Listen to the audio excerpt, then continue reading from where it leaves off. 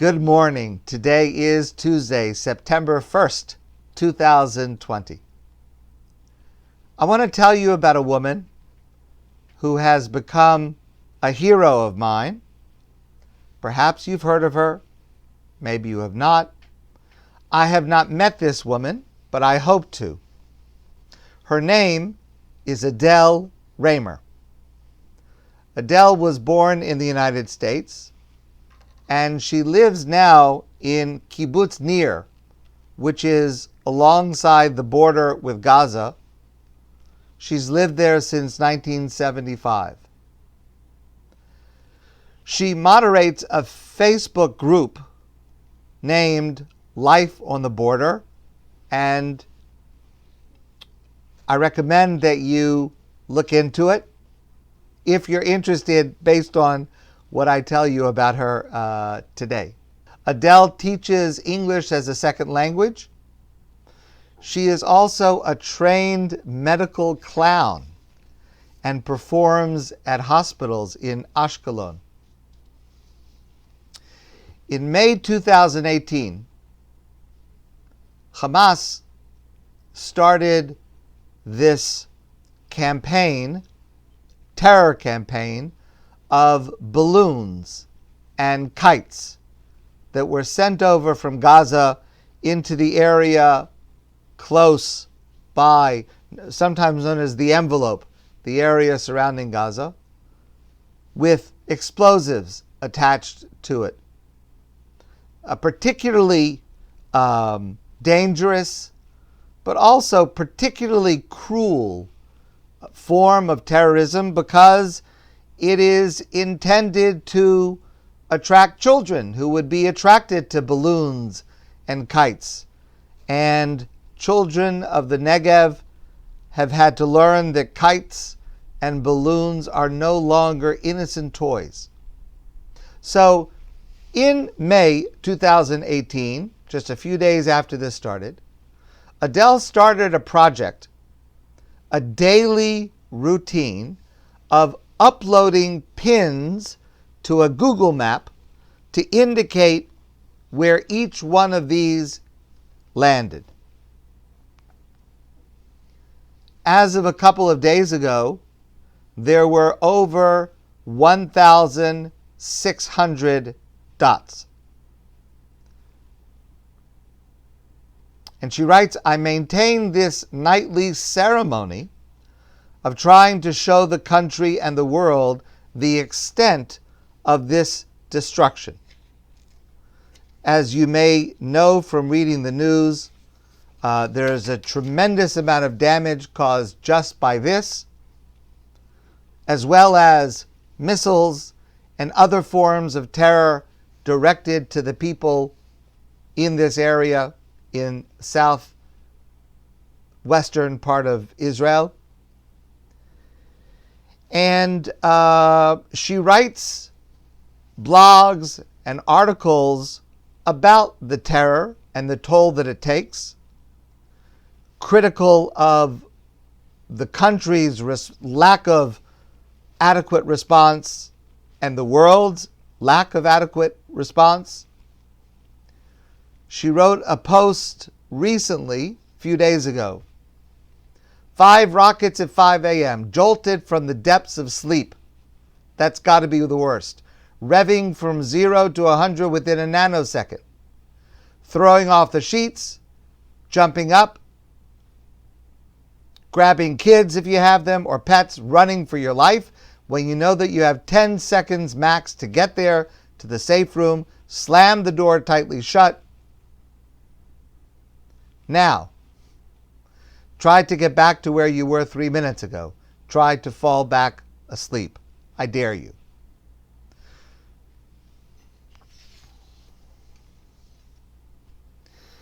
Just the other day, she wrote a post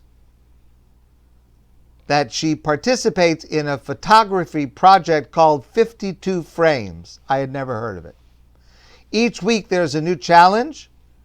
You're allowed to upload only one photo, and this week's challenge was a common object. I'm sharing my entry here because it represents something that is an ordinary object for most people, but much more than that for me and others who live here on the border with the Gaza Strip. And the photo is a photo of her cell phone. For us, it's not just a phone. For us living in the Western Negev, a phone is more than just a tool for communicating or surfing the internet or keeping shopping lists. The phone is also the vehicle for warnings of incoming rockets. I dare not leave my phone unplugged at night for fear that the battery will run out and I won't hear the red alert incoming rocket warning. So for me, this common object is much more than just a phone. So she is a woman deeply concerned with the safety of Israelis, trying to alert the world to the overwhelming danger, attacks, terror, and there is another aspect to her character and to what she shares. Now, this is from last November, 2019. You may remember there was another uptick in attacks, balloons, other instruments of terror coming from Gaza into this area on the Israeli side. Last week we had a war here. People on our side of the border and people on the other side of the border had to revert to the all too familiar ritual for all of us of being afraid, trying to keep ourselves and our families safe. On my side, the Israeli side, we had to sleep in safe rooms. Schools were closed, work was closed, nerves on edge. People were attuned to pick up any sound that could bode ill. The phone app, Tseva Adom, code red. On their side, on the Gaza side, those options don't exist. Not even an option of going someplace safe, away from the rockets being fired at us from within their own civilian populations. Through it all, some of us kept in touch with those we care for on the other side of the border, sending WhatsApp messages of, "Are you okay? Are you and your family safe?" I set out, again, this is last November 2019, I set out to organize a Zoom video conference with people on both sides of the conflict. Israelis living on our side of the border were invited, as well as Palestinians from Gaza, Jericho, Ramallah, and the West Bank. I am a true believer in the idea that if you can look a person in the eye and speak with them, it is much harder to perceive them as evil. When you can look each other in the eye, see a little slice of their surroundings, their personal space, shared in real time, it is harder to consider them as being your enemy.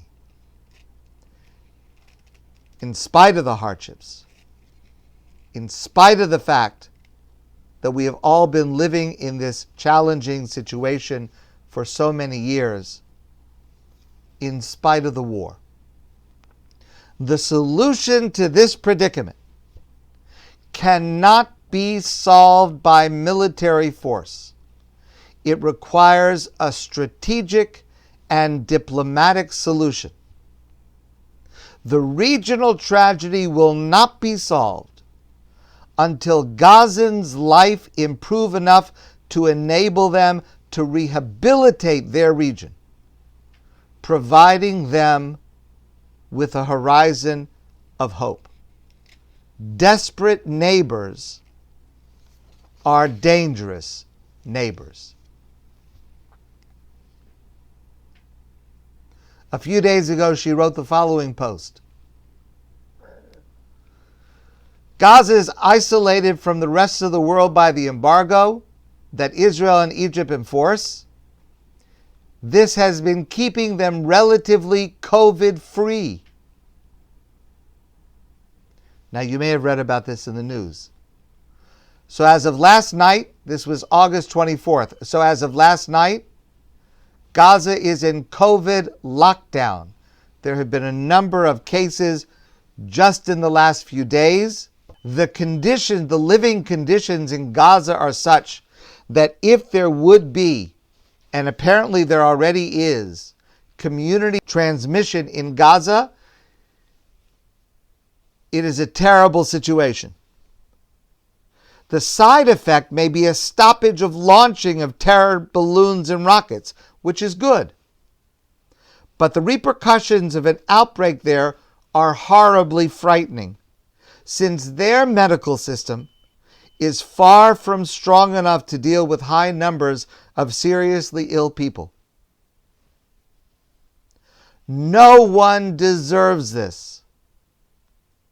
And the people who will be infected are not only Hamas, but also the poor citizens who just want the same things that we do: safety for their families and food on their tables.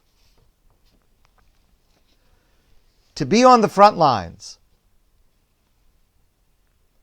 observing and absorbing the blows and the pain and the trauma of what is happening to Israelis around the Gaza envelope, and to have a feeling of humanity for civilians in Gaza, I believe that's heroic. So, if this is a woman who interests you, I urge you to follow her on Facebook. She runs a Facebook group that is titled Life on the Border with Gaza, Things People May Not Know About But Should. And she also writes articles in Times of Israel. I wish her strength. And I wish all of you a great, wonderful day. And I look forward to seeing all of you soon in person.